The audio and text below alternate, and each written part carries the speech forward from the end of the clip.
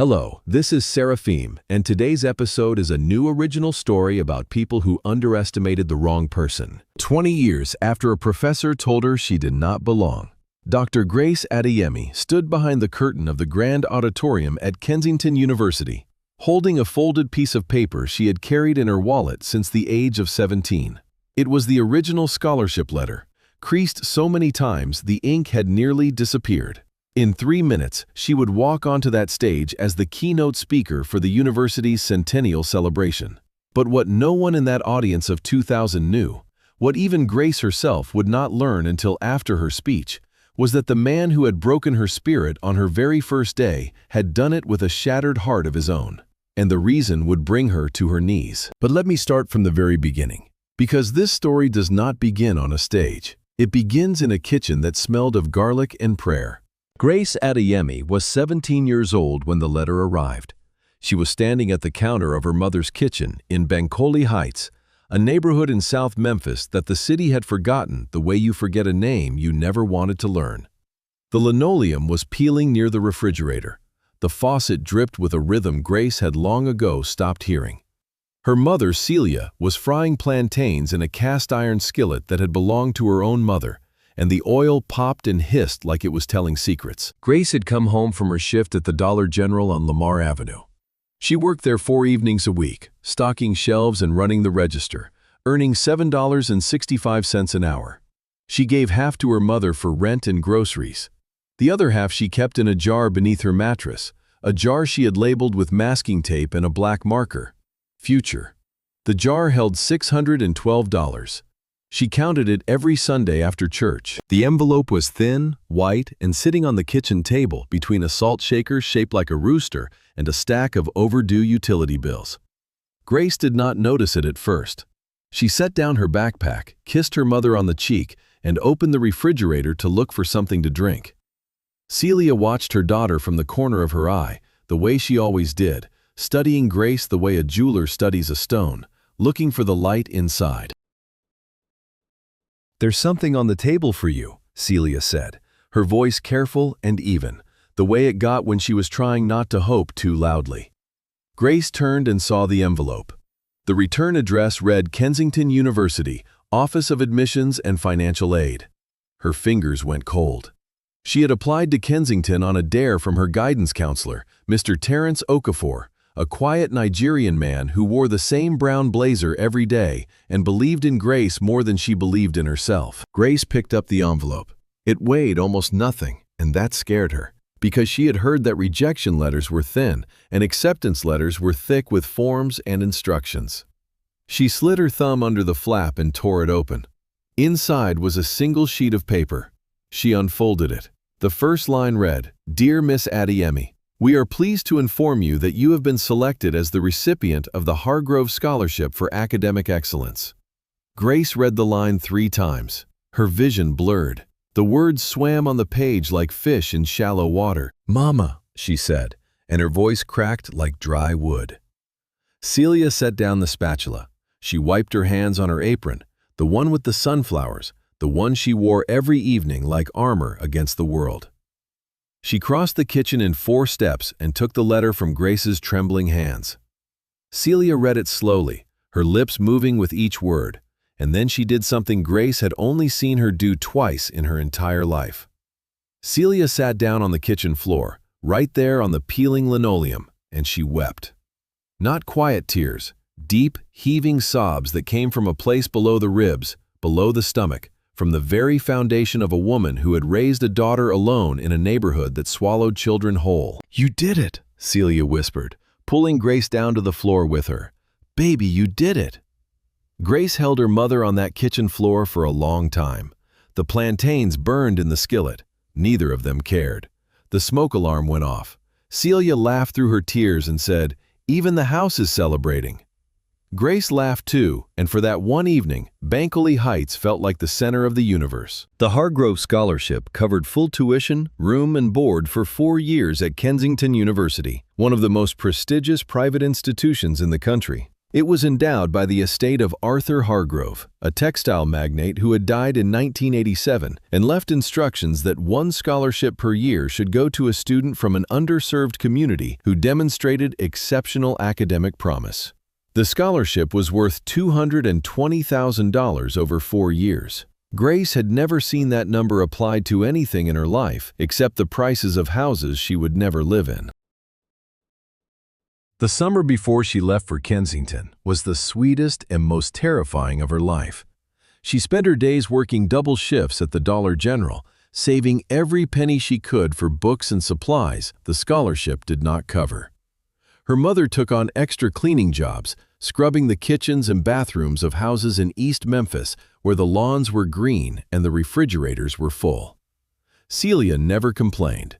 She came home with her knees aching and her hands raw, and she would set a small stack of bills on the kitchen table and say, "For your books, baby, for your future." Grace spent her evenings studying.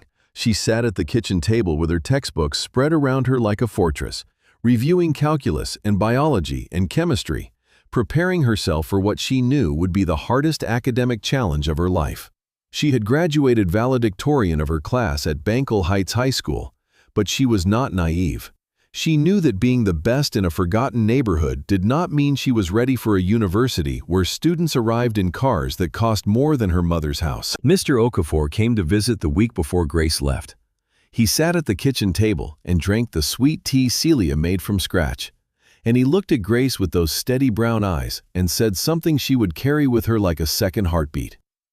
"Grace, you are going to walk into rooms where people look at you and see everything you are not. They will see that you are not wealthy. They will see that you are not connected. They will see that you are not from their world. But what they will never see, not until it is too late, is everything that you are. And by then, you will have already changed the room." Grace nodded.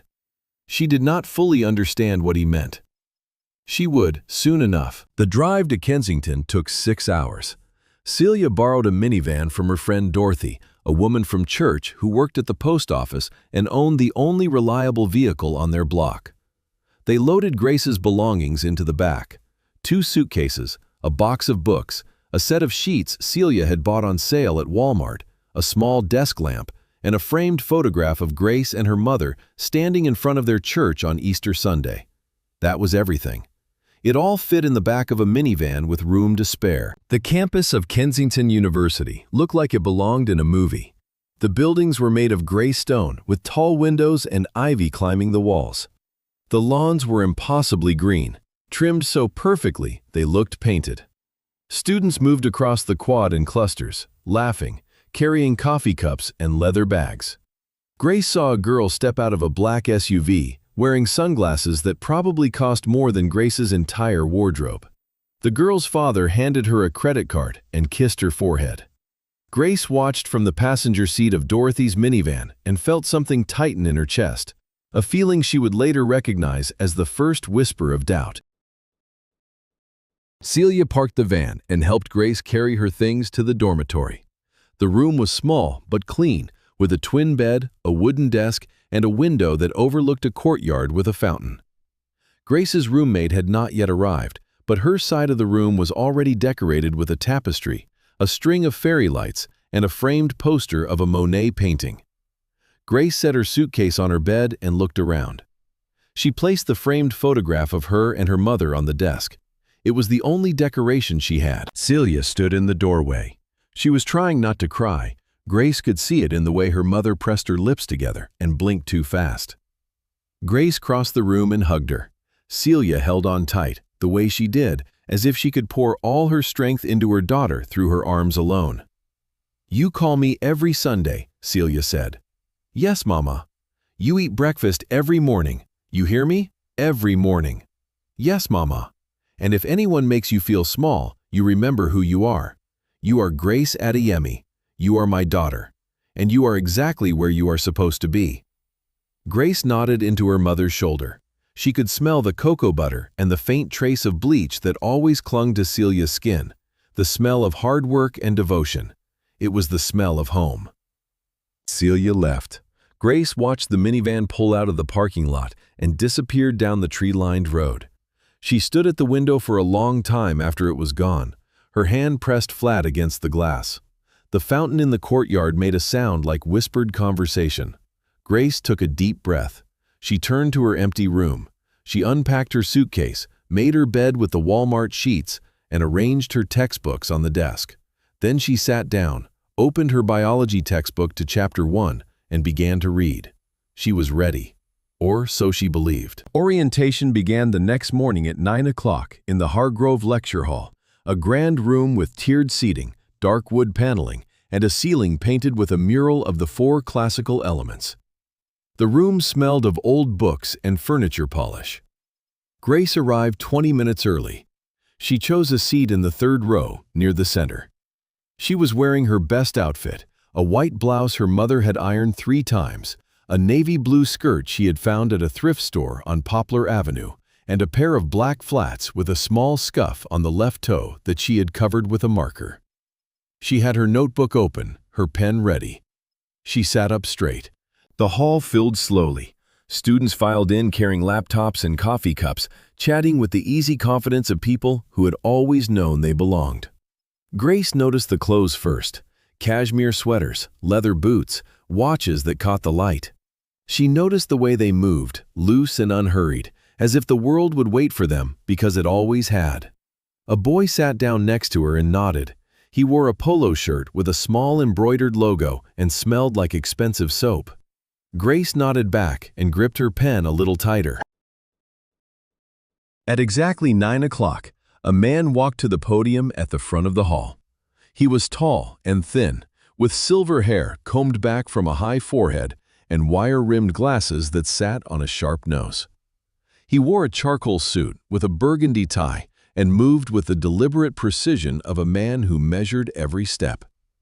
His name was Professor Harold Whitmore, and he was the chair of the Department of Biological Sciences, one of the most respected names in the university, and the man who would shatter Grace Adeyemi's world before the first class even began. Professor Whitmore surveyed the room the way a general surveys a battlefield.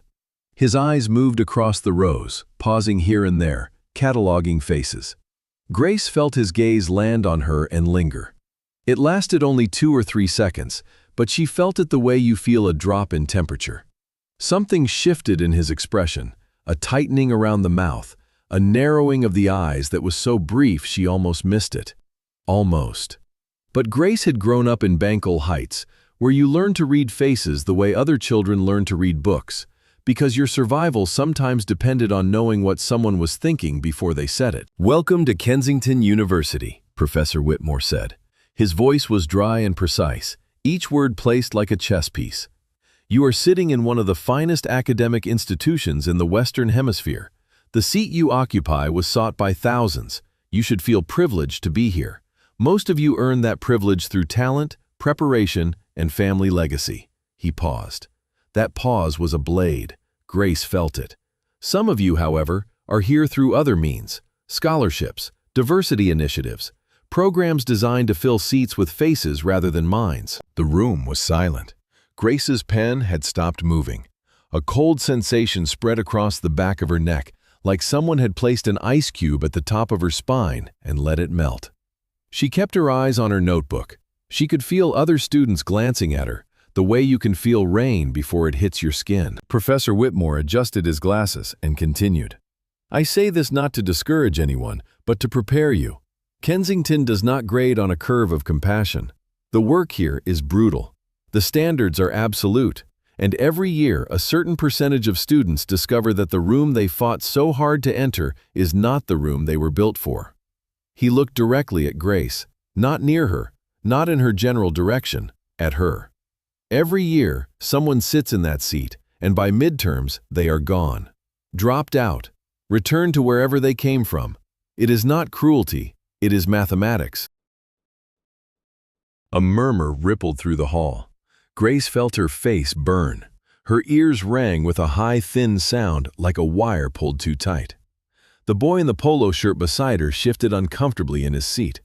Someone behind her coughed. Grace stared at her notebook. The lines on the page blurred and wavered like heat rising off asphalt. She would not cry. She would not give this man the satisfaction. She pressed the tip of her pen into the paper until it left a dark spot of ink that bled through to the next page. "I have been teaching here for 27 years, Whitmore continued, his voice never rising, never falling, flat as a surgical table. "I have seen brilliance, I have seen mediocrity, and I have seen charity cases who crumbled under the weight of standards they were never equipped to meet. I tell you this now so that you understand. Kensington does not owe you a degree. You must earn it. Every single day." He gathered his notes, tapped them against the podium twice, and left the stage without another word. The room erupted in whispered conversation. Grace sat perfectly still. Her hands were folded on her notebook. Her back was straight. But inside, something was bleeding. She made it back to her dormitory room without running. She walked at a normal pace, her shoes clicking on the stone paths, her face composed, her eyes dry. Her roommate had arrived while she was at orientation, a girl named Sloane from Connecticut who was arranging framed photographs on her desk and humming. "Hey, I'm Sloane," the girl said brightly. "You must be Grace." Grace managed a smile and a nod. "I'm just going to rest for a bit," she said. Her voice sounded normal, calm, even. Sloane put on her headphones and went back to decorating. Grace climbed onto her bed, pulled the thin blanket over her body, turned to face the wall, and wept. She pressed her fist against her mouth to muffle the sound. The tears came hot and fast, soaking the pillowcase her mother had packed. She cried for 20 minutes.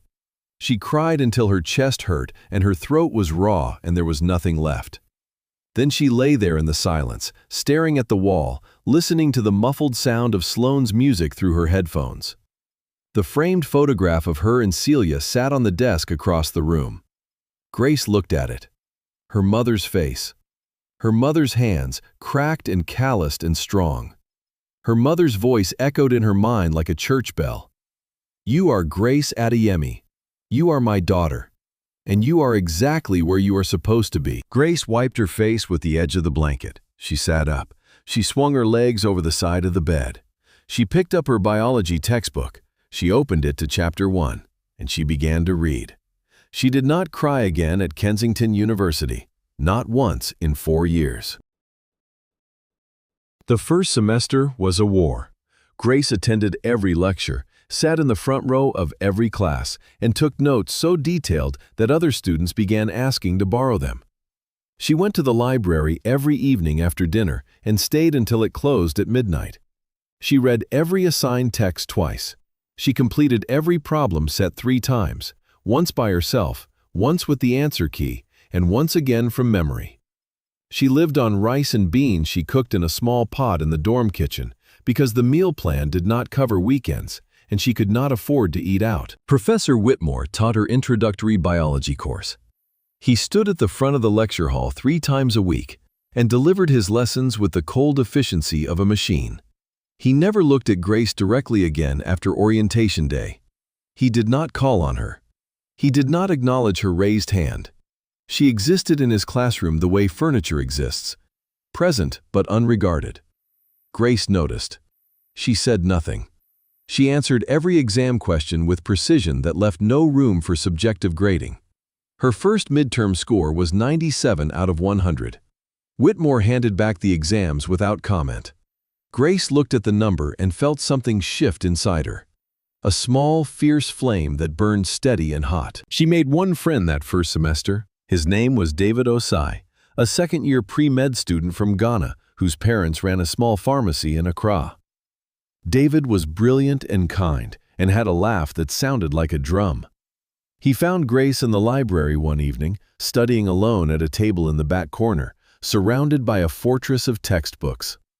He sat down across from her without asking permission, opened his own book, and began to study. After an hour, he looked up and said, "You are working too hard." Grace did not lift her eyes from the page.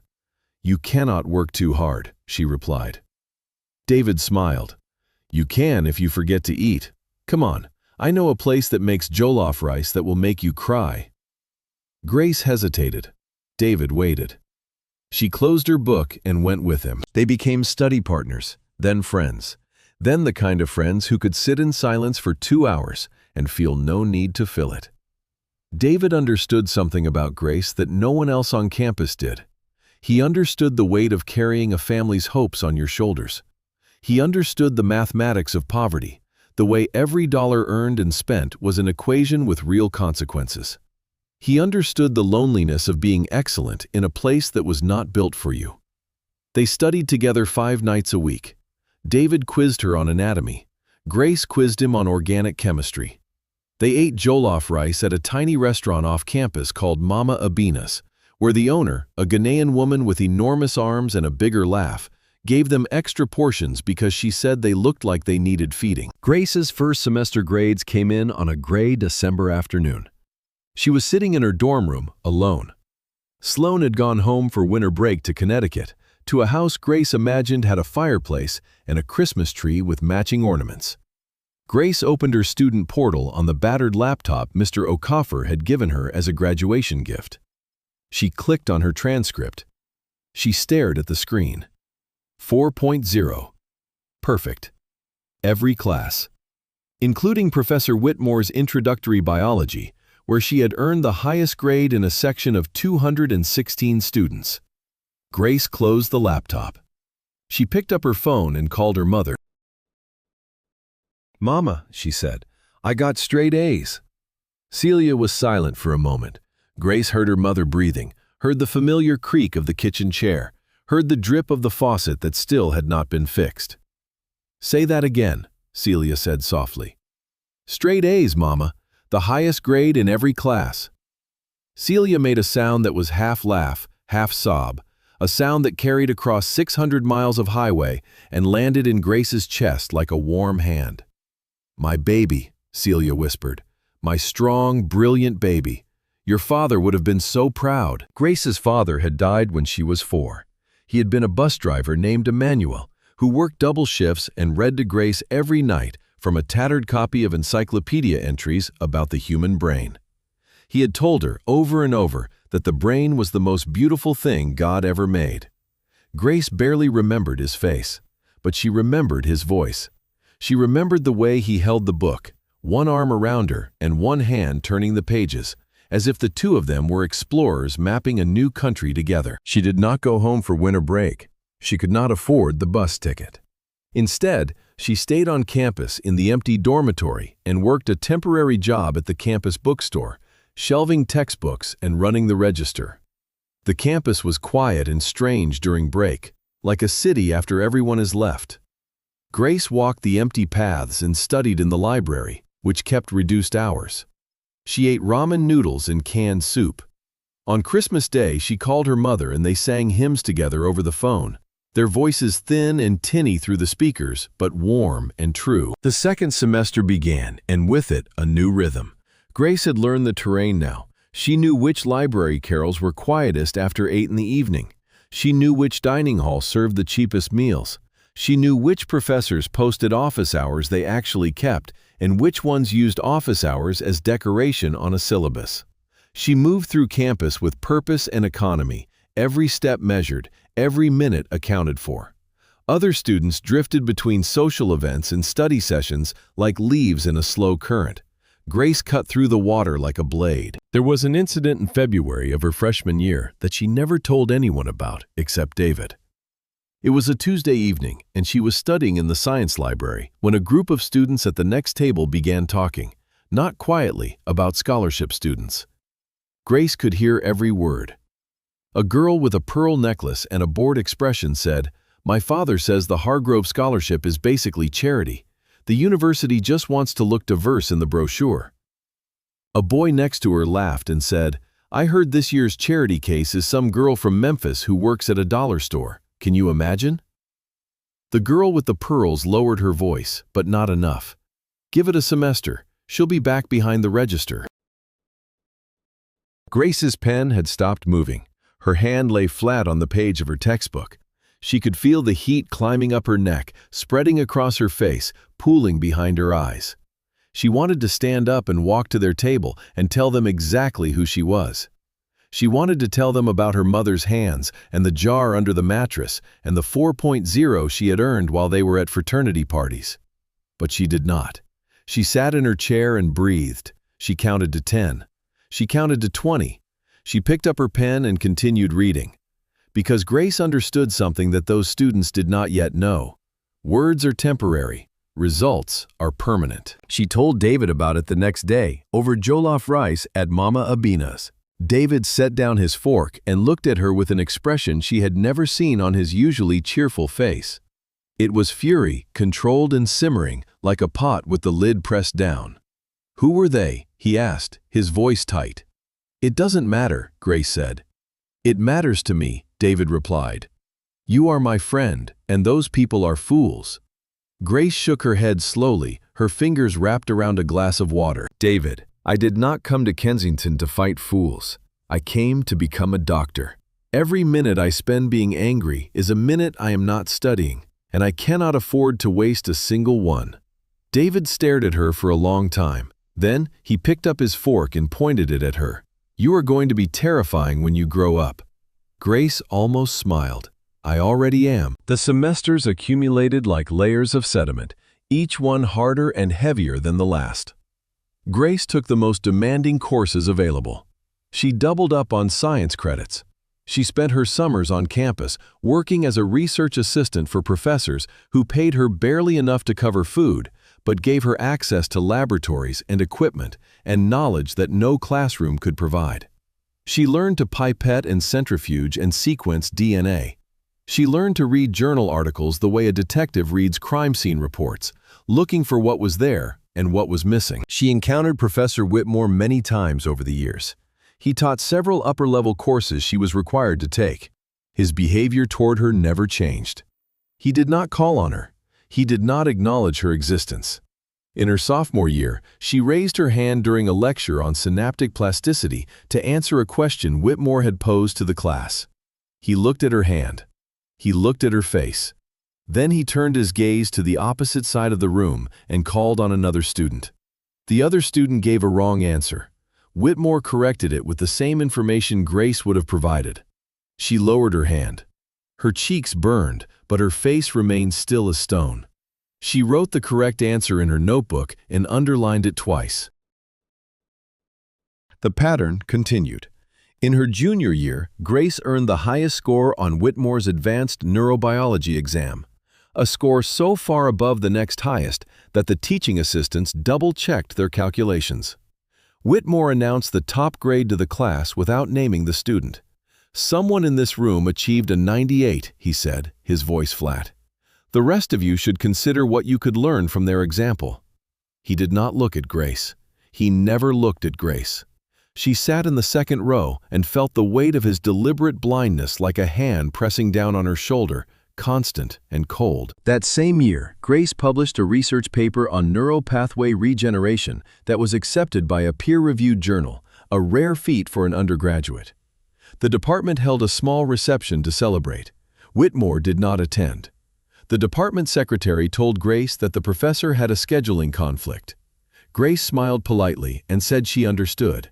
But when she walked back to her dorm room that evening, she sat on the edge of her bed and stared at the wall for a long time. The photograph of her and Celia looked back at her from the desk. She picked it up and held it. "I don't understand him, Mama," she whispered to the photograph.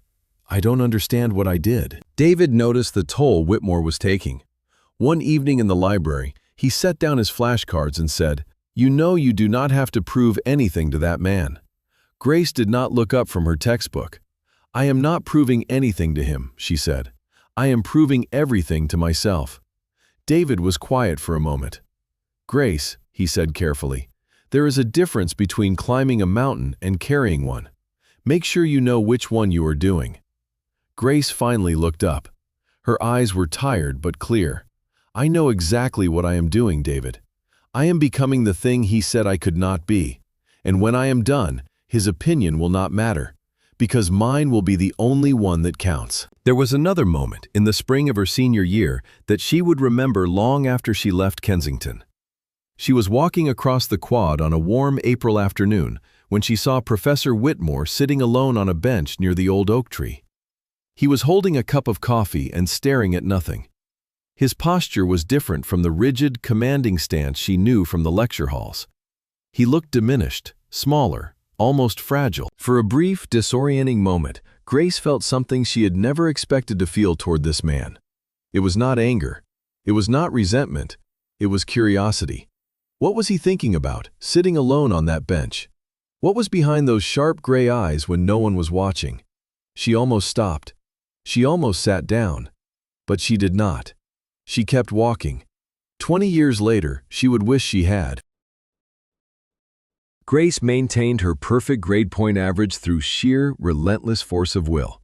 She joined no clubs. She attended no parties. She went to no football games. She studied. She worked. She ate. She slept. She called her mother every Sunday. That was her life, and she guarded it with the ferocity of someone who understood that every wasted hour was a betrayal of the woman who scrubbed strangers' bathrooms so her daughter could hold a textbook. She graduated summa cum laude. She graduated first in her class. She stood at the podium on graduation day and delivered the valedictorian speech to a crowd of 3,000, and her mother sat in the front row wearing a new dress she had bought with money she had saved for 6 months, a blue dress with small white flowers that Celia said made her feel like a queen. Grace spoke about gratitude.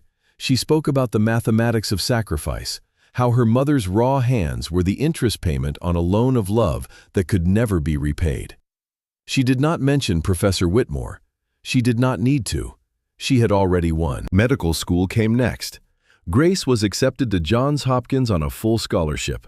Another set of letters on another thin envelope that made Celia weep on the kitchen floor. Medical school was harder than college in ways Grace had not imagined. The material was denser. The hours were longer. The pressure was a physical thing that sat on her chest at night and made it hard to breathe. But Grace had been forged in the fire of Bankole Heights and tempered on the anvil of Professor Whitmore's contempt. She was not afraid of hard. Hard was her native language. The first year of medical school was anatomy. Grace spent hours in the cadaver lab, her hands gloved, her mask pulled tight, learning the geography of the human body with the same meticulous attention she had given to every other subject in her life. Some students fainted. Some students cried. Some students dropped out before Thanksgiving. Grace stood at her table and dissected and memorized and studied until the formaldehyde smell lived in her clothes and her hair and her dreams. She called her mother one Sunday evening, exhausted, her eyes burning from hours under fluorescent lights. "Mama, I am so tired," she said. Her voice sounded small, even to herself. Celia was quiet for a moment, and then she said, "Baby, tired is not the same as done. You rest. And then you keep going." She rested, she kept going. The second year brought pathology and pharmacology, the language of disease and the tools to fight it. Grace began to see the human body not just as a machine of bones and muscles and nerves, but as a story. Every organ told a story. Every cell carried a history.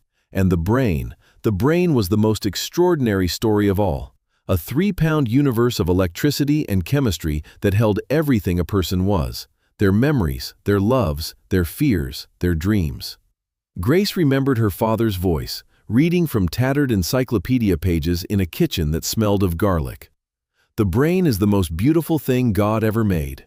She understood now what he had meant. Clinical rotations began in the 3rd year, and Grace discovered that she loved the operating room. Not just the precision of it, the careful hands and steady nerves, but the silence. In the operating room, there was no noise from the outside world. No one commented on where she came from or how she got there. There was only the patient and the problem and the skill required to solve it. Grace felt more at home in an operating room than she had felt anywhere since her mother's kitchen. The cold tile under her feet, the bright lights overhead, the beep of the monitors, the quiet concentration. It was a cathedral of competence, and she belonged in it completely. She chose neurosurgery, the most demanding specialty in medicine. Her peers thought she was insane. The hours were brutal. The training lasted 7 years. The failure rate was high. Her faculty advisor, a gruff surgeon named Dr. Catherine Bell, looked at Grace's application and said, You know that neurosurgery residency will consume every waking hour of your life for the next 7 years. Grace looked at her steadily. I have been consumed by harder things, she said. Dr. Bell studied her for a long moment, then nodded slowly. I believe you have. The residency was everything Dr. Bell had warned and more. Grace worked 100-hour weeks. She slept in call rooms on narrow beds that smelled of disinfectant. She ate meals standing up in hallways, sandwiches from vending machines, granola bars from her coat pocket. She operated on brains at 3 a.m, her hands steady while the rest of the world slept. She lost patience. That was the part no one prepares you for, the losing. The first time a patient died on her table, Grace walked to the stairwell and sat on the cold concrete steps and pressed her hands against her face and breathed. She did not cry. She had used up her tears at Kensington. But she sat there for 20 minutes, feeling the weight of a life that had slipped through her fingers, and she made a promise. Not to God, not to the patient, to herself. I will be better. I will be faster. I will save the next one. She kept that promise. Grace became a resident, then a fellow, then an attending surgeon at one of the finest hospitals in the country. She published groundbreaking research on minimally invasive techniques for removing brain tumors. She developed a new approach to treating aneurysms that reduced recovery time by 40%. She was invited to speak at conferences in London, Tokyo, Johannesburg, and Sao Paulo. Colleagues who watched her operate said she had the steadiest hands they had ever seen. Grace knew the secret of those steady hands. They had been trained not in a surgical simulator, but in a kitchen in Bankole Heights, where a girl had held a pen so tight it left a mark on her finger, refusing to let a cold voice make her shake. She saved lives. That was the simple truth beneath all the accolades and publications and awards. She stood in operating rooms with a scalpel in her steady hand, and she saved lives that other surgeons had given up on. She saved a 6-year-old girl with a tumor the size of a golf ball in her brainstem. She saved a father of 4 whose aneurysm ruptured on the operating table. She saved a grandmother who had been told by 3 other surgeons that there was nothing to be done. Grace saved them all, and each time she did, she thought of her mother's hands, cracked and raw, and reaching for a letter on a kitchen table in Bankole Heights. By the time she was 37, Dr. Grace Adeyemi was one of the most renowned neurosurgeons in the world. She had been featured on the covers of medical journals. She had received the Distinguished Service Award from the American College of Surgeons. She had been profiled in national magazines that called her a pioneer, a trailblazer, a miracle worker.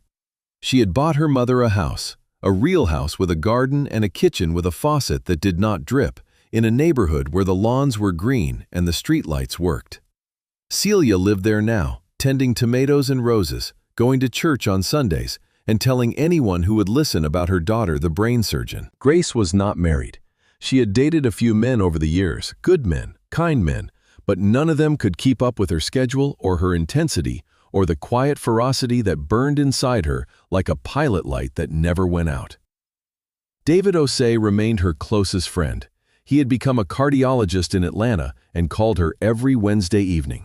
They still argued about whose specialty was more important. David always said the heart. Grace always said the brain.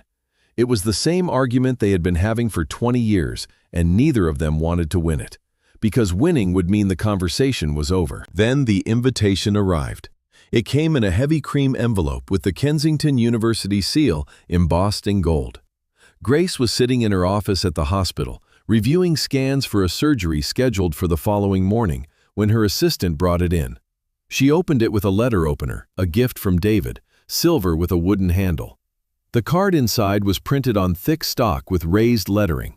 It read, Dr. Grace Adeyemi, you are cordially invited to deliver the keynote address at the Kensington University Centennial Celebration. The university would be honored to welcome you back to the institution where your extraordinary journey began. Grace set the card down on her desk. She looked at it for a long time. The light from her desk lamp caught the gold lettering and made it glow. She picked up her phone and called her mother. Mama, she said, Kensington wants me to give the keynote speech at their 100th anniversary. Celia was quiet for a moment. Then she said, The same Kensington where that man told you that you didn't belong? Grace closed her eyes. The same one, Mama. Another pause. What are you going to say? Grace smiled. It was a small smile, the kind that starts at the corner of the mouth and never quite reaches the eyes. I'm going to say yes. She accepted the invitation. The centennial celebration was scheduled for October, 6 months away. Grace did not think much about her speech in the weeks that followed. She was busy with surgeries and research and the daily demands of running a department. But sometimes, late at night, when the hospital was quiet and she was sitting alone in her office with a cup of coffee that had gone cold, she would think about the Hargrove Lecture Hall. She would think about the third row. She would think about the spot of ink that bled through the page. She would think about the sound of Professor Whitmore's voice, flat and precise, like a scalpel cutting through something soft. She began to write the speech in August. She sat at her desk at home, a beautiful mahogany desk in a study lined with books, and she wrote by hand on a yellow legal pad, the same way she had taken notes at Kensington 20 years ago. She wrote about her mother. She wrote about Bankole Heights. She wrote about the scholarship that changed her life and the people who believed in her when the world did not. She did not write about Professor Whitmore. She told herself she did not need to. But the truth was more complicated. The truth was that she did not know what to say about him. Anger had faded over the years, replaced by something she could not name, a gray, heavy feeling that was not quite forgiveness and not quite peace. October came. Grace flew to Kensington on a Thursday evening. The university sent a car to the airport, a sleek black sedan with leather seats and a driver who called her Dr. Adeyemi and carried her bag. The campus was decorated for the centennial, with banners hanging from the stone buildings and flowers lining the walkways. The fountain in the courtyard outside her old dormitory was lit with golden lights. Grace stood in front of it for a moment, listening to the water. It made the same sound it had made 20 years ago, the sound of whispered conversation. The university had arranged for her to stay at the Kensington Guest House, a stately brick building reserved for distinguished visitors. Her room was large and beautifully furnished, with a 4-poster bed and a window overlooking the main quad. On the desk was a welcome basket with fruit, chocolate, and a bottle of wine. There was also a folder containing the program for the centennial celebration, a schedule of events, a seating chart, and a list of notable alumni who would be in attendance. Grace opened the folder and scanned the list. Her eyes stopped on a name near the bottom, Professor Harold Whitmore, Emeritus. He was listed as a special guest of honor. Grace set the folder down. She sat on the edge of the bed. Her hands were resting on her knees, and she realized they were shaking, just slightly, the faintest tremor, the kind that no one would notice unless they were looking for it. She closed her eyes. She was 37 years old. She was one of the most respected surgeons in the world. She had saved hundreds of lives. She had nothing to prove to Harold Whitmore. And yet, the tremor was there. 20 years, and it was still there. The centennial celebration was held on a Saturday. The day was warm for October, with a blue sky and the faintest smell of wood smoke in the air. The grand auditorium was the largest venue on campus, a soaring space with a domed ceiling painted with scenes from the university's history. It seated 2,000 people, and every seat was filled. Alumni had flown in from across the country and around the world. Donors and dignitaries occupied the front rows. Television cameras lined the back wall. The president of the university, Dr. Evelyn Carter, a poised woman in her 60s with silver hair and sharp eyes, greeted Grace backstage with a firm handshake and a warm smile. "Dr. Adeyemi, we are so honored to have you," Dr. Carter said. "You are exactly the kind of story this university needs to tell." Grace thanked her. She was wearing a deep emerald green dress that her mother had helped her choose over a video call. "That color looks like victory," Celia had said. Around Grace's neck was a simple gold necklace with a small pendant, a gift from David. In her hand was the folded scholarship letter.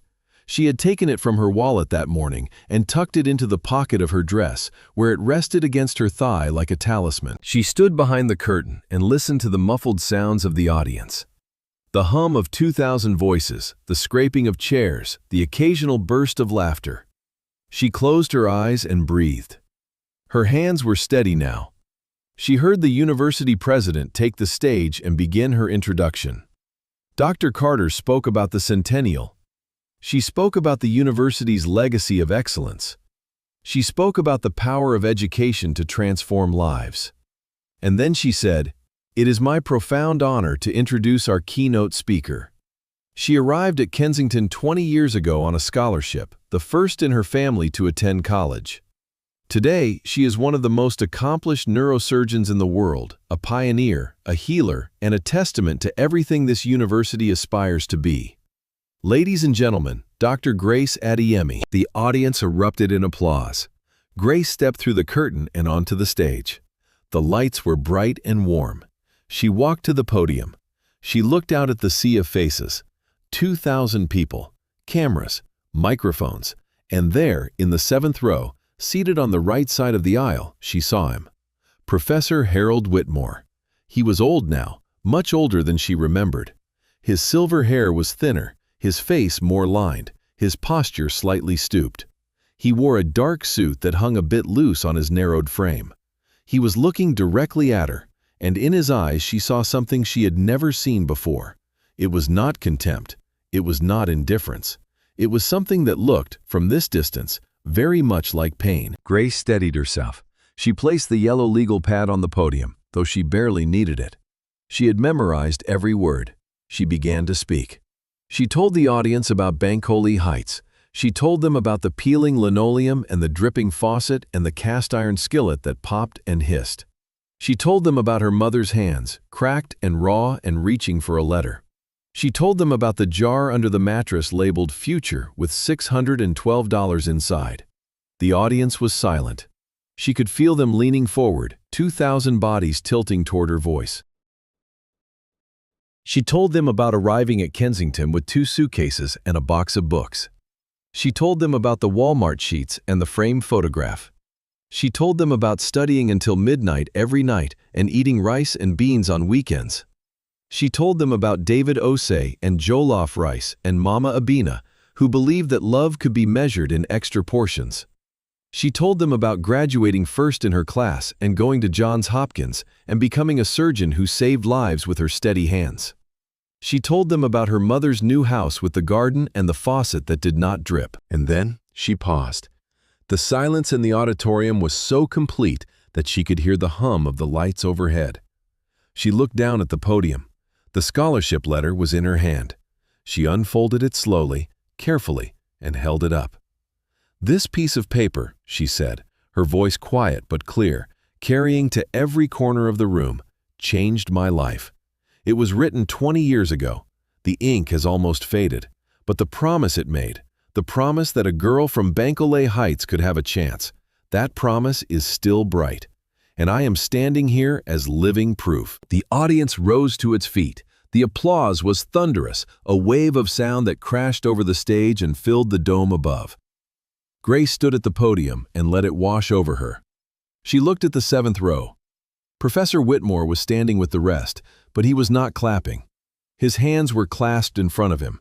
His chin was lowered, and his eyes were wet. After the speech, there was a reception in the Grand Hall, a marble-floored room with crystal chandeliers and tables laden with food that Grace's 17-year-old self could never have imagined. Alumni and donors crowded around her, shaking her hand, asking for photographs, telling her how moved they had been. Grace smiled and thanked them and shook hand after hand. She was gracious and warm, the way her mother had taught her to be, the way you are when you know that every person you meet is carrying something heavy. She was speaking with a group of donors when she felt someone approach from behind. She knew who it was before she turned. She could feel it, the way you feel a change in air pressure before a storm. She turned. Professor Harold Whitmore stood before her. He was shorter than she remembered, or perhaps she was taller now. Up close, she could see how the years had worn him down. His cheeks were hollow. His hands, folded in front of him, were thin and spotted. But his eyes were the same sharp gray they had always been. Only now they held something new, something Grace had never imagined seeing in those eyes. Grief. "Dr. Adeyemi," he said. His voice was quieter than she remembered, rougher, like a road that had been traveled too many times. "May I have a moment of your time?" Grace looked at him. She felt the old anger stir, faintly, like embers that had been covered but not extinguished. She felt the weight of 20 years of silence. She felt the spot of ink that had bled through the page. "Of course, Professor Whitmore," she said. Her voice was even, professional, controlled. He gestured toward a small alcove off the main hall, a quiet space with a bench and a tall window. They walked there together. Grace sat. Whitmore did not. He stood with his back to the window, the late afternoon light falling on his thin shoulders, making him look almost transparent. He was silent for a long time. Grace waited. She had learned patience in operating rooms, where a single rushed movement could end a life. She could wait. "I owe you something," Whitmore said finally. "I have owed it to you for 20 years. I do not expect your forgiveness. I am not certain I deserve it, but I owe you the truth." Grace said nothing. She folded her hands in her lap and watched him with the same steady gaze she used when studying a scan, looking for the thing that was hidden, the thing that explained everything. "On the day of your orientation, when I stood at that podium and said what I said, I was not speaking to a room full of students." He paused. His jaw tightened. The muscle in his temple twitched. "I was speaking to one student, you, and I was doing it deliberately." Grace felt something cold move through her, starting at the base of her skull and sliding down her spine. She had always known it was personal. She had always known he was looking at her. But hearing him confirm it, 20 years later, in this quiet alcove with the light falling through the window, was different. It was like having a bone set that had healed crooked, necessary, and painful. "Why?" Grace asked. The word came out low and flat, like a stone dropped into still water. Whitmore closed his eyes. When he opened them, they were red at the rims. He reached into the inside pocket of his suit jacket and pulled out a photograph. It was small, creased, printed on cheap photo paper. He held it out to her. Grace took it. She looked at it. It was a picture of a girl. She was young, maybe 16 or 17, with dark brown skin and bright, intelligent eyes and a smile that was wide and unguarded and full of light. She was sitting on a porch step, holding a textbook on her knee. "Her name was Naomi," Whitmore said. "She was my daughter." Grace looked up. She had not known that Whitmore had a daughter. In all her years at Kensington, she had never heard anyone mention his family. He had always seemed like a man who existed only within the walls of the university, a creature of lecture halls and offices and faculty meetings. "Naomi was brilliant," Whitmore continued. His voice was steady, but his hands were not. They trembled at his sides, and he pressed them against his thighs to still them. "She scored in the 99th percentile on every standardized test. She was valedictorian of her high school. She wanted to study biology. She wanted to be a doctor. She applied for the Hargrove Scholarship." Grace's breath caught. The photograph in her hand suddenly weighed more than it should, as if it were made of lead instead of paper. She looked at the girl's face, the bright eyes, the open smile, the textbook on her knee. "There was a clerical error," Whitmore said, "in the admissions office, a filing mistake. Naomi's application was processed under the wrong category. It was flagged as incomplete when it was not. By the time anyone noticed, the scholarship had already been awarded." He paused. "To you." The room tilted. Grace felt the bench beneath her shift, or maybe it was the floor, or maybe it was the entire building. She gripped the edge of the bench with one hand. The photograph trembled in the other. She stared at Whitmore. His face was a landscape of devastation, weathered and cracked, like land that had been scorched and never recovered.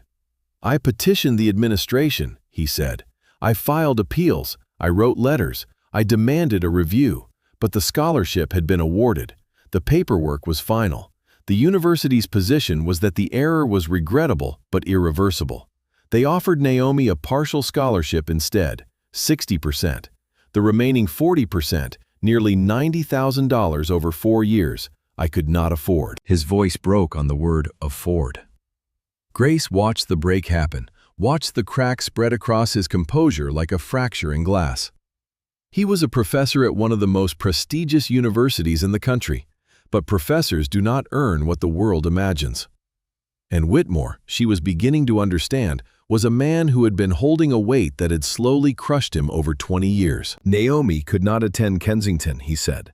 She went to a state school for 2 years. She did well. She was still brilliant. She was still determined. But the money ran out. I took loans. I took a second mortgage on the house. It was not enough. Naomi dropped out after her second year. She moved back home. She got a job at a pharmacy near our house, dispensing medication, filing prescriptions. She still read her textbooks at night. She still talked about medical school. He stopped. The silence that followed was the loudest thing Grace had ever heard. 3 years later, Whitmore said, and his voice was barely a whisper now. Naomi was walking home from work. It was late. The pharmacy closed at 10. Our neighborhood was not dangerous, or so I told myself. I told her it was safe. I told her she did not need a ride. He pressed his hand against the window frame. His knuckles went white. A boy, 19 years old, high on something, tried to steal her purse. She resisted. He had a knife. Whitmore's eyes were fixed on a point somewhere beyond the wall, somewhere far away, in a place Grace could not see. She died in the ambulance. She was 22 years old. Grace's hand went to her mouth. The photograph of Naomi Whitmore lay in her lap, and the girl's bright eyes looked up at her, and Grace felt something collapse inside her chest. Not break, collapse. The way a building falls when the foundation is removed. She wanted to speak. She could not. Her throat had closed around a grief that was not hers, but felt like it was. A grief that was tangled and knotted with guilt and horror and a desperate, helpless sorrow. On the day you arrived at Kensington, Whitmore said, I looked at you and I saw everything that Naomi should have been. I saw a brilliant girl with a scholarship letter in her hand and a future in her eyes. And I hated you for it. Not because you had done anything wrong. You had done nothing wrong. But you were alive. You were here, and my daughter was not. His voice cracked again, and this time it did not recover. Tears ran down his face, following the deep lines around his mouth. He did not wipe them away. He let them fall. What I said to you at orientation, I said because I wanted you to fail. I wanted you to crumble. I wanted you to go back to where you came from, because if you succeeded, if you became everything Naomi should have been, then her death would become even more unbearable. I know this is monstrous. I know it. I have lived with the knowledge of my own monstrousness for 20 years. He looked at Grace for the first time since he had begun speaking. His eyes were raw. But you did not fail. You did not crumble. You did not go back. You became everything and more. And I have watched from a distance, year after year, as you became the doctor my daughter dreamed of being. And every success of yours has been both a knife in my chest and a kind of terrible, agonizing grace. Grace sat on the bench in the alcove with the photograph of Naomi Whitmore in her lap and the weight of a truth she had never imagined pressing down on her like a physical force. She could not speak, she could not move. Her surgeon's hands, the hands that had saved hundreds of lives, lay still and useless in her lap. The scholarship letter in her pocket pressed against her thigh, and for the first time in 20 years it felt heavy. Not like a talisman, like a debt. Whitmore reached into his pocket again and pulled out a second piece of paper. It was a letter, handwritten on lined notebook paper. He held it out to Grace. Naomi wrote this the week before she died, he said. I found it in her desk. I have read it so many times the paper is almost transparent. She never sent it. I do not think she ever intended to. But I believe you should read it. Grace took the letter. Her hands were trembling now, not with nerves, but with something deeper, a vibration that came from the marrow. She unfolded it. The handwriting was neat and round, the handwriting of a girl who took care with her words. She read, Dear Grace Adeyemi, you do not know me, and you will probably never read this. My name is Naomi Whitmore. I applied for the same scholarship you received. I did not get it because of a mistake. A paperwork error that no one caught in time. For a long time, I was angry. I was angry at the university, angry at the system, angry at a girl I had never met who got the chance that should have been mine. But I have been thinking about it, and I want you to know something. I looked you up. I read about your neighborhood, your school, your grades. You earned that scholarship. The mistake was the university's, not yours. And if someone has to carry the torch that I could not, I am glad it is someone like you. Do something great, Grace. Do it for both of us." Grace read the letter twice. Then she folded it carefully along its original creases and held it against her chest. The tears that fell from her eyes were silent and steady, the kind of tears that come not from shock, but from a sorrow so deep it has its own gravity. She looked up at Whitmore. The old professor stood before her, diminished and broken and stripped of every defense he had ever built. He was not the cold, sharp man who had stood at the podium 20 years ago. He was a father who had lost his daughter, and his cruelty had been the thrashing of a drowning man, lashing out at the water that was pulling him under. "Professor Whitmore," Grace said. Her voice was quiet but steady, the voice she used when delivering difficult news to the families of her patients, the voice of someone who has learned that truth and compassion can live in the same sentence. "I understand now why you did what you did. I do not condone it. What you said to me that day caused damage that took years to repair. You tried to break a 17-year-old girl who had done nothing to you, and that was wrong." Whitmore's chin trembled, but he did not look away. "But I also see your pain, and I see your daughter, and she was better than both of us because she found grace before either of us did." The word hung in the air between them. Grace. It was her name, and it was also the thing Naomi had given without being asked, from a notebook, from a desk, from beyond the reach of time and injustice. A gift, unearned and freely offered. "I need to ask you something," Grace said. "The clerical error. Did anyone at the university ever acknowledge it? Did anyone ever make it right?" Whitmore shook his head slowly. "The administration expressed condolences when Naomi died. Dr. Arthur Renfield, who was dean at the time, sent a card. A card." His voice was bitter. "No one was held accountable. No one changed the process. The error was filed away and forgotten, just like my daughter." Grace stood. She was taller than Whitmore now, not just in height, but in something else, something that radiated from her like heat. She looked at the photograph of Naomi one more time, the bright eyes, the open smile, the textbook. She placed the photograph in Whitmore's hand. She kept the letter. He did not object. "This is not over," Grace said, and Whitmore, for the first time in 20 years, looked at her not with contempt or pain, but with something that resembled the faintest flicker of hope. Grace did not sleep that night. She sat in her room at the Kensington guest house, in the chair by the window, with the lamp on and Naomi's letter open on the desk. The window overlooked the main quad, where the golden lights of the fountain shimmered in the darkness. She sat there for hours, turning the story over in her mind the way she turned a surgical problem, examining it from every angle, looking for the path forward. Because Grace Adeyemi was not a woman who wept and then moved on. She was a woman who wept and then acted. She got up and made a cup of tea from the small kettle on the dresser. The tea was some fancy blend she did not recognize, something with bergamot and lavender that would have cost more than a day's wages at the Dollar General. She held the cup in both hands and let the steam rise against her face. She thought about Naomi.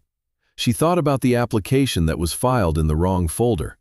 She thought about how a single piece of paper, placed in the wrong stack by a distracted clerk on a busy afternoon, had rewritten 2 lives in opposite directions. 1 life up, 1 life down. 1 life saved, 1 life lost. The mathematics of it was unbearable. She stood at the window and looked down at the campus. The buildings were dark except for the security lights that glowed along the pathways. The oak trees cast long shadows under the moon.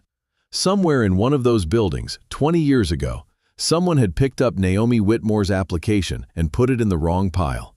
Maybe they were having a bad day. Maybe they were rushed. Maybe they sneezed and the papers shifted. It did not matter. What mattered was that a girl named Naomi, a girl with bright eyes and a textbook on her knee, had been erased from a future she had earned, and no one had fixed it. Grace thought about the operating room. She thought about the hundreds of surgeries she had performed, each one a battle against randomness, against the cruel lottery of biology that placed tumors next to optic nerves and aneurysms inside healthy brains. She fought that randomness every day with skill and precision and will. But this, This was a different kind of randomness. This was institutional randomness.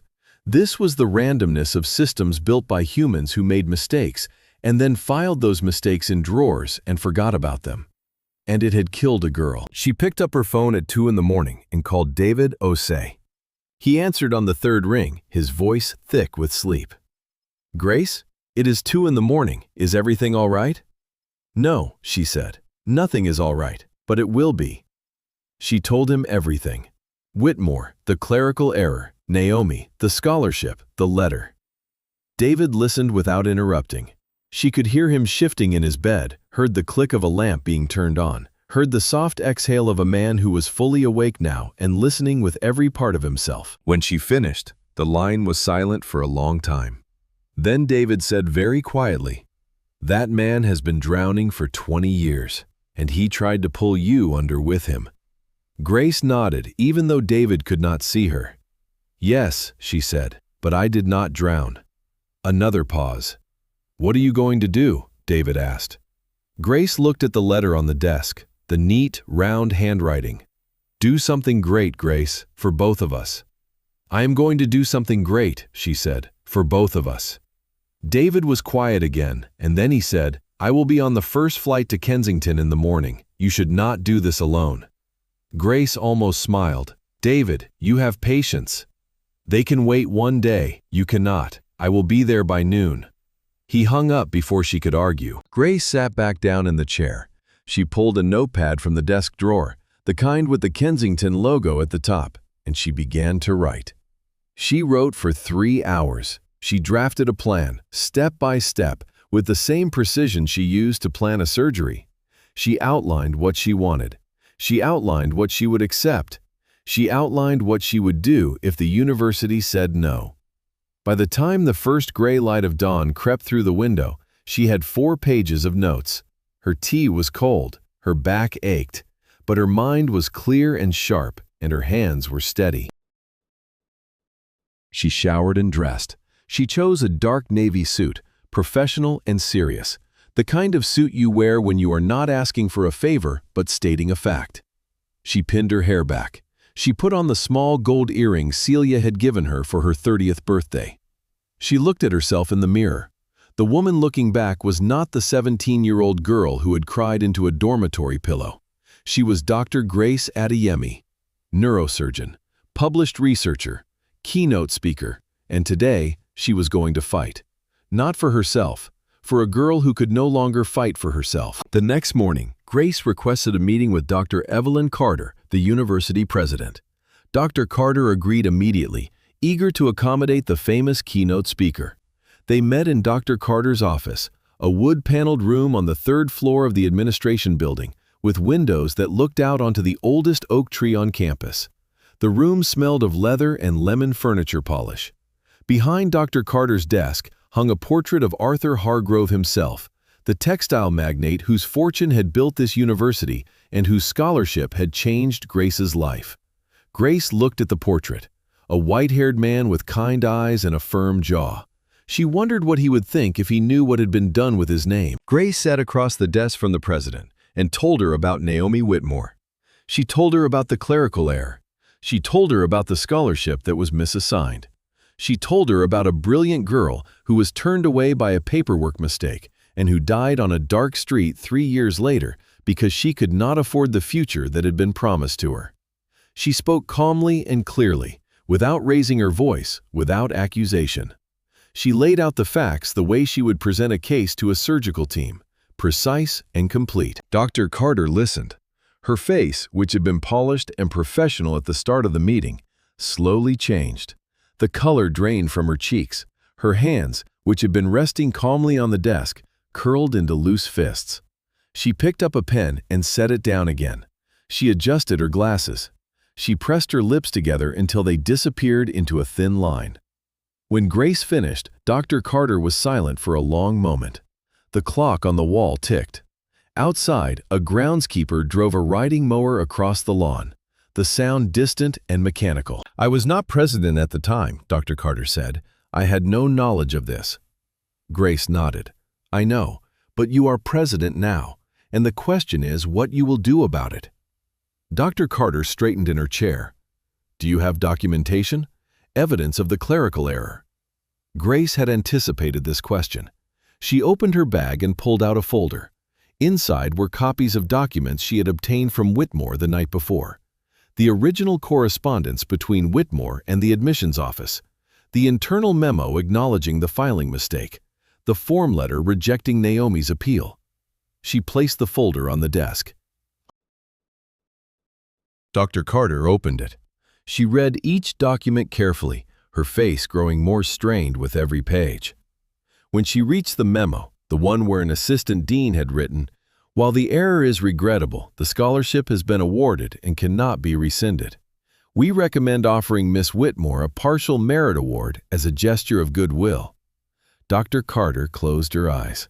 She removed her glasses and pressed her fingers against the bridge of her nose. "A gesture of goodwill," she repeated softly. "Good Lord." "Dr. Carter," Grace said, her voice steady. "Naomi Whitmore was not a problem to be managed. She was a student who earned a scholarship and was denied it because someone put her application in the wrong pile. And when her father tried to fix it, the institution chose paperwork over people. That choice had consequences, fatal consequences." The word fatal hung in the room like a held breath. Dr. Carter leaned back in her chair. She looked at Grace with the careful, appraising gaze of a woman who had spent her career navigating institutional politics. "What are you asking for, Dr. Adeyemi?" she asked. Grace placed a piece of paper on the desk. She had written it that morning at the guest house desk in the same careful handwriting she used for surgical notes. "3 things," she said. "First, a public acknowledgement from the university that a clerical error resulted in the wrongful denial of the Hargrove Scholarship to Naomi Whitmore. Not a quiet memo. A public statement read at a university event with full transparency." Dr. Carter's jaw tightened. Grace continued. "Second, the establishment of the Naomi Whitmore Memorial Scholarship, fully funded by the university endowment, awarded annually to a student from an underserved community who demonstrates exceptional academic promise. Same criteria as the Hargrove, same amount, in perpetuity." Dr. Carter's eyes widened slightly. Grace continued. "Third, a formal review of the scholarship application process with independent oversight to ensure that no other Naomi Whitmore is lost to a filing error. And the results of that review to be made public." Dr. Carter stared at the paper. She picked it up and read it. She set it down. She looked at Grace. "This will be difficult," she said. "The board will resist. Admitting fault opens the university to liability." Grace did not blink. "The university's liability is not my concern," she said. "My concern is a girl named Naomi who deserved to be sitting where I am sitting. And she is not here because someone filed a piece of paper in the wrong folder. The university can choose to acknowledge that and make it right, or the university can choose to stay silent. But I should tell you, Dr. Carter, that I have been invited to give the commencement address at 4 other universities this year. I have a platform, and I am not afraid to use it." The silence that followed was long and heavy. Dr. Carter studied Grace's face. She saw something there that she recognized, the look of a woman who had come too far to be turned away by a closed door. "I will take this to the board," Dr. Carter said finally. "I cannot promise the outcome, but I will fight for it." Grace stood. She extended her hand. Dr. Carter shook it. "That is all I am asking," Grace said. "Fight for it the way someone should have fought for Naomi 20 years ago." Grace left the administration building and walked across the campus. The autumn sun was warm on her shoulders. Students moved across the quad in clusters, laughing, carrying coffee cups and laptops, the same way students had moved 20 years ago. Grace watched them. Somewhere among them, she knew, there was a girl like her. A girl from a neighborhood the city had forgotten. A girl with a jar under her mattress labeled future. A girl who had been told she did not belong. Grace stopped in front of the fountain in the courtyard. The water whispered. She reached into her pocket and touched the folded scholarship letter. The ink had almost faded, but the paper was still there, thin and fragile and strong. She sat down on the stone ledge of the fountain. She called her mother. Celia answered on the second ring. "Baby, how was the speech?" Grace told her about the speech. Celia cried, the good kind of tears, the kind that come from pride so fierce it cannot be contained. Then Grace told her about Whitmore. She told her about Naomi. She told her about the letter. Celia was silent for so long that Grace thought the call had dropped. "Mama?" Grace said. "I'm here," Celia said. Her voice was different now, lower, heavier. "That man carried a dead child in his chest for 20 years, baby. 20 years of looking at you and seeing his daughter. Lord have mercy." Grace pressed her hand against the cold stone of the fountain. "What should I do, Mama?" Celia did not hesitate. "What you always do, the right thing, even when it hurts." 2 weeks after the centennial celebration, Grace received a call from Dr. Carter. The Board of Trustees had voted to accept all 3 of her proposals. The public acknowledgement would be made at the spring convocation. The Naomi Whitmore Memorial Scholarship would be established immediately, with the first award given the following academic year. And an independent review of the scholarship application process was already underway. Dr. Carter's voice was calm and professional, but Grace detected something beneath the polish. Satisfaction, perhaps even relief. "You did a good thing, Dr. Adeyemi," Carter said. "This university needed to be held accountable." Grace thanked her and hung up. She sat in her office at the hospital for a long time, looking at the wall where her diplomas hung. The Kensington diploma was in the center, framed in dark wood, the gold lettering still sharp after 20 years. She had earned it, every letter of it. And now, finally, it felt complete. Not because the university had acknowledged Naomi, but because Grace had done what Naomi had asked. She had done something great, for both of them. David called that evening. He had been waiting for the news. Grace told him. He was quiet for a moment, and then he said, in a voice that was thick with something he would deny was emotion, "I am proud of you, Grace. I have always been proud of you, but tonight I am especially proud." Grace smiled into the phone. "You sound like you are about to cry, David." He laughed, a short, gruff sound. "Cardiologists do not cry. We have very regulated cardiovascular systems." Grace laughed too. It felt good. It felt like jollof rice at Mama Abina's. It felt like the old days, when the world was hard, but at least they were hard together. She called her mother next. Celia answered immediately, the way she always did, as if she kept the phone within arm's reach at all times, which she probably did.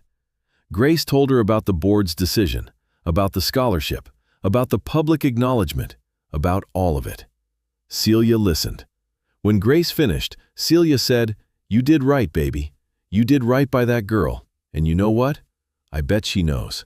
Wherever she is, I bet she knows." Grace closed her eyes. "I hope so, Mama."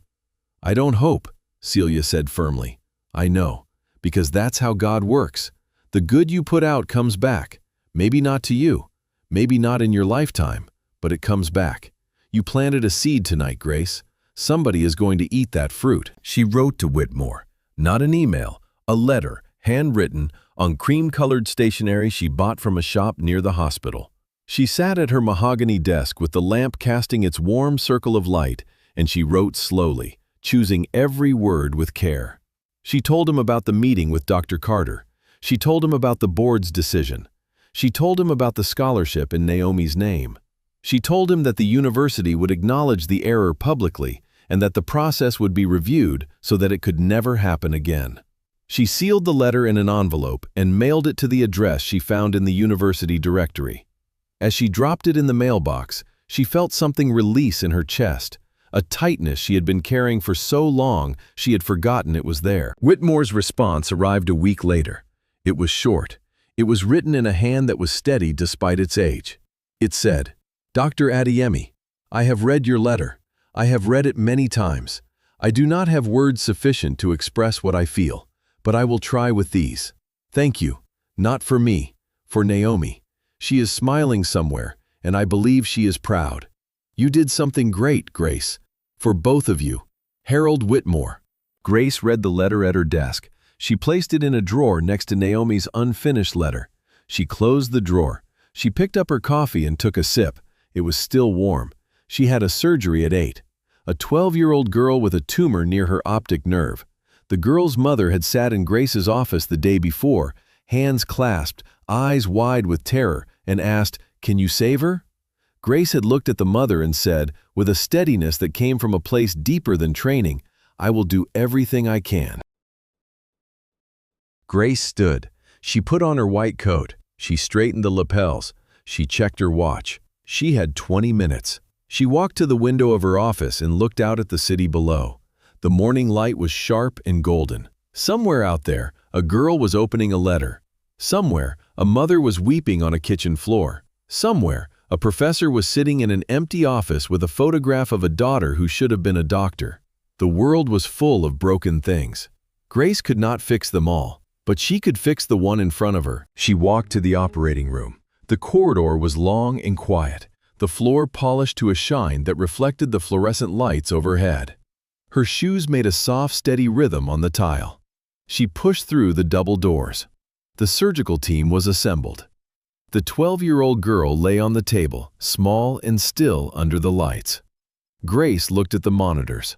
She looked at the scans mounted on the light board. She looked at the girl's face, peaceful under anesthesia, unmarked by fear. Grace pulled on her gloves. She adjusted her loops. She picked up the scalpel. Her hands were steady. They had always been steady. 20 years ago, a man had tried to make them shake. He had stood at a podium and pointed the full weight of his grief at a 17-year-old girl who had done nothing but dare to show up. He had tried to break her. He had failed. Not because Grace was made of something harder than other people, but because she was made of something her mother had built, morning by morning, prayer by prayer, plantain by plantain, in a kitchen with peeling linoleum and a dripping faucet. She was made of love, and love, as it turns out, does not break. It bends, it bleeds, it scars, but it does not break. The surgery took 11 hours. The tumor was in a difficult location, wrapped around the optic nerve like a vine around a fence post. Grace worked with the patience and precision that had made her famous, separating tissue from tumor one microscopic layer at a time. The team worked in focused silence, broken only by Grace's calm, quiet instructions. At one point, 7 hours in, the anesthesiologist looked at Grace and said, "Do you want to take a break?" Grace shook her head. Not yet. She kept working. Her hands did not waver. At hour 9, the tumor began to separate cleanly. At hour 10, Grace lifted the last fragment free. At hour 11, she closed. The girl's optic nerve was intact. She would see. She would live. She would grow up and become whoever she was meant to be. Grace stepped out of the operating room and pulled off her mask. Her face was lined with exhaustion. Her eyes burned. She walked to the waiting area, where the girl's mother sat in a plastic chair, her hands still clasped, her eyes swollen from hours of crying and praying. Grace sat down beside her.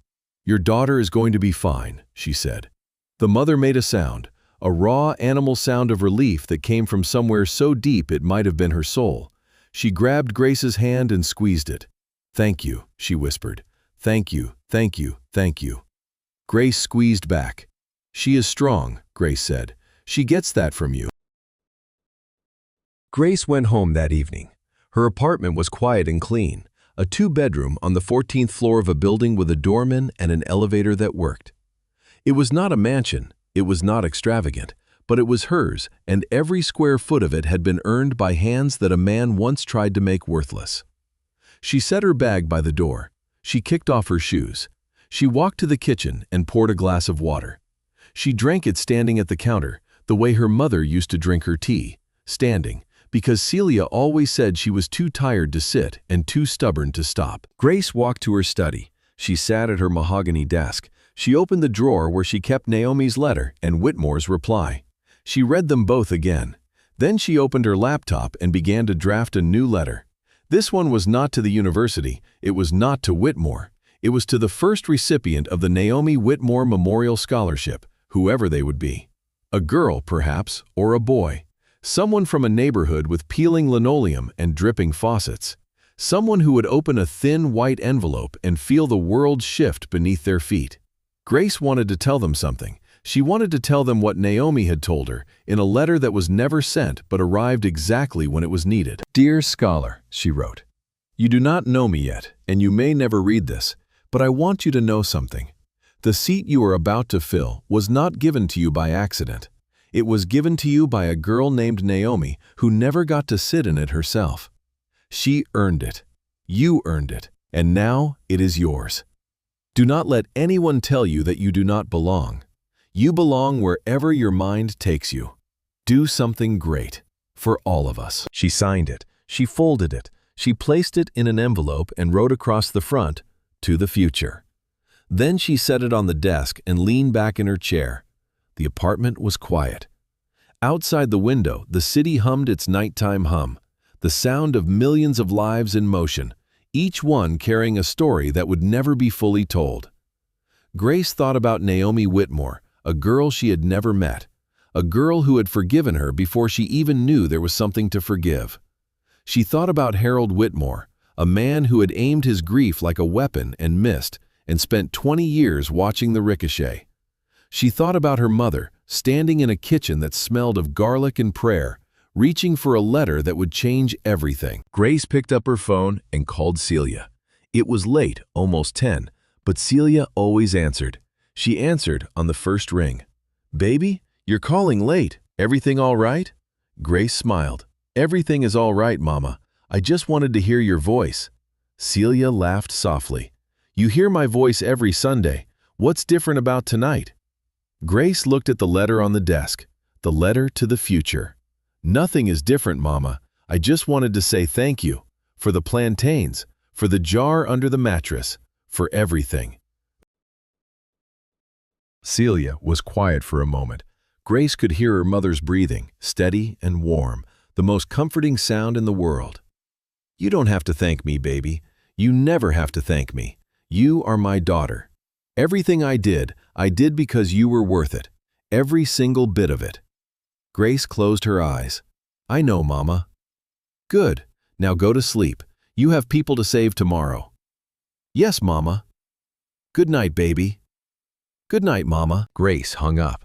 She sat in the quiet of her study for a few more minutes. The desk lamp cast a warm circle of light on the letter to the future. Outside, the city breathed. Somewhere, a girl was studying by lamplight. Somewhere, a mother was praying. Somewhere, a father was holding a photograph and trying to remember the sound of his daughter's laugh. The world was full of pain and full of grace. And sometimes, if you were very lucky, the two became the same thing. The spring convocation at Kensington University was held on a bright April morning. The sky was the kind of blue that makes you believe the world is a fair place, even when you know better. The auditorium was full. Students and faculty filled every row, and the morning light poured through the tall windows and painted golden rectangles on the polished floor.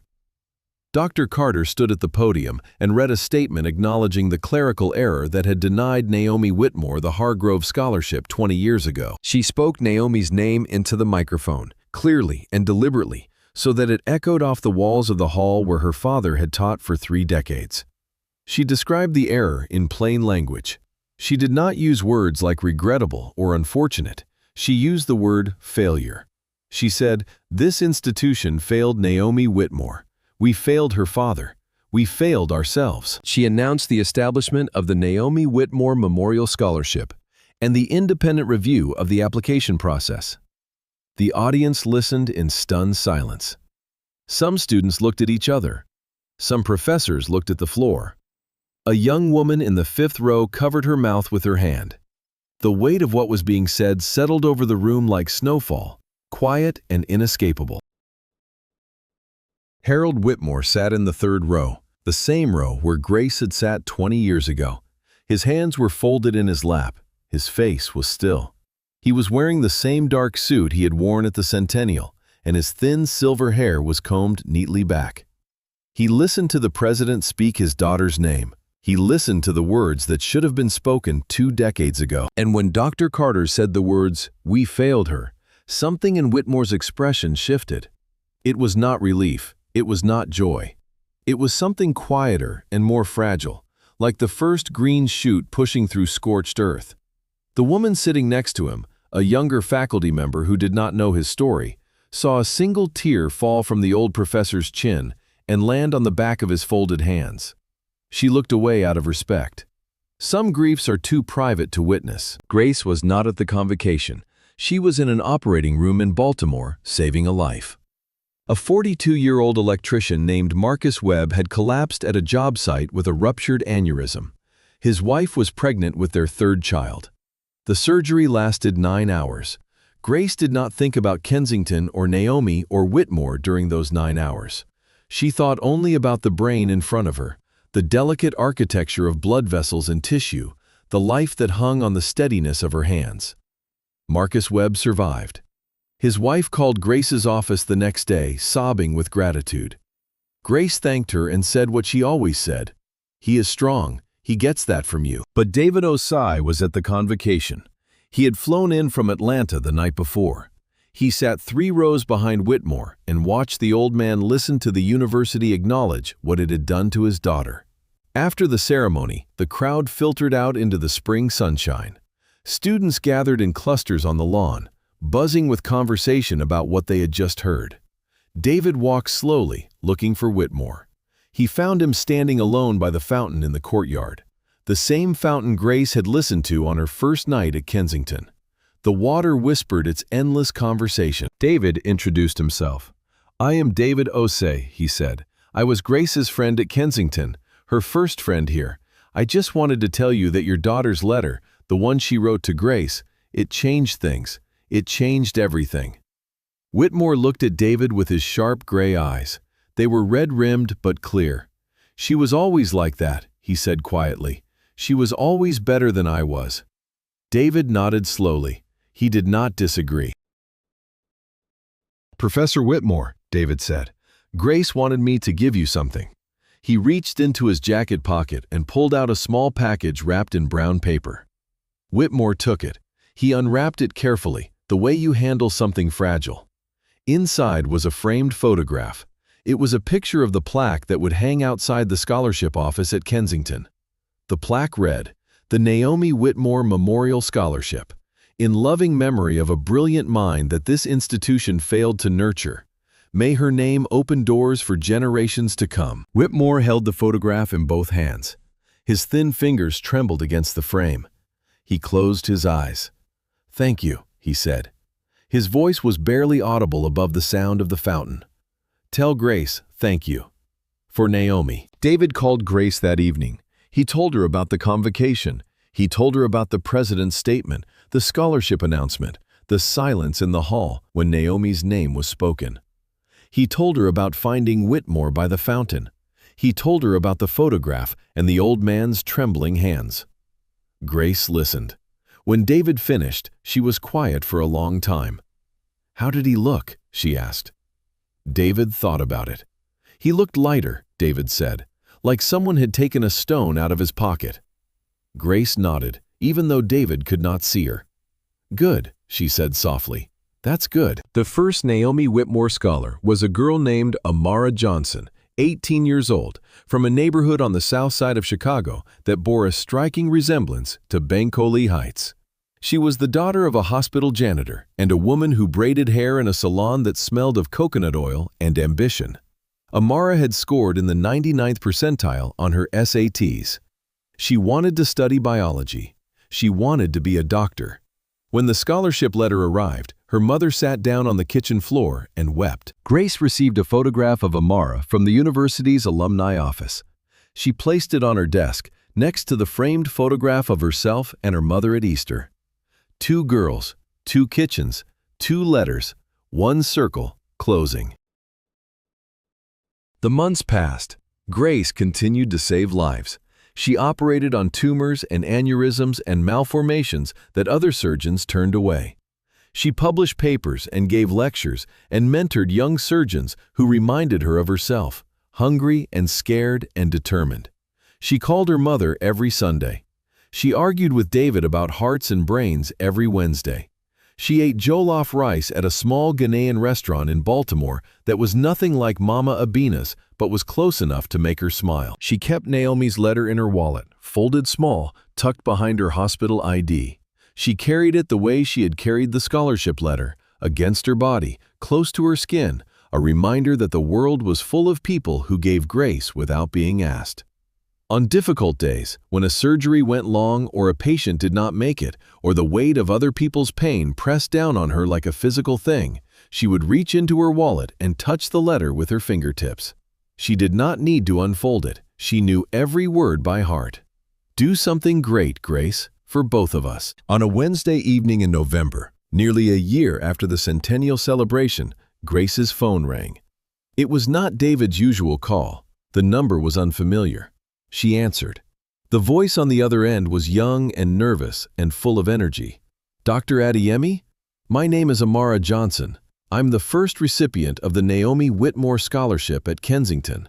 I know this is strange, but I found your number through the alumni office, and I just wanted to call and say, thank you for everything you did, for the scholarship, for telling Naomi's story. I wanted you to know that I'm here.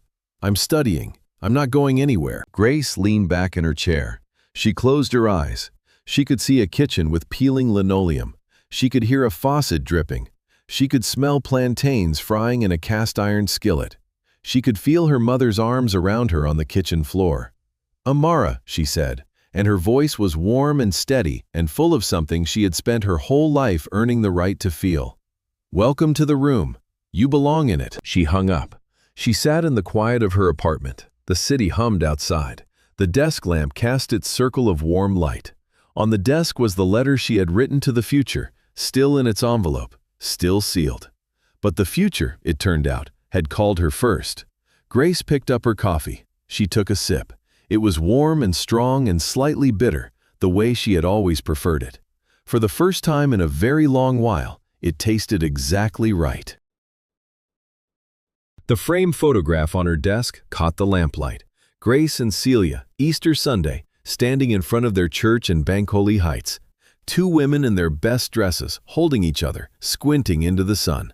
Behind them, barely visible, was the cracked sidewalk and the chain-link fence and the hand-painted sign for the Dollar General on the corner. Grace looked at the photograph. She looked at her mother's face. She looked at her own face, 17 years old. A girl who did not yet know what was coming, who did not yet know about the lecture hall and the cold voice and the 20-year war she would wage with patience and brilliance and grace. She touched the photograph with one finger. The glass was cool beneath her touch. "We did it, Mama," she whispered. And the silence that followed was not empty. It was full.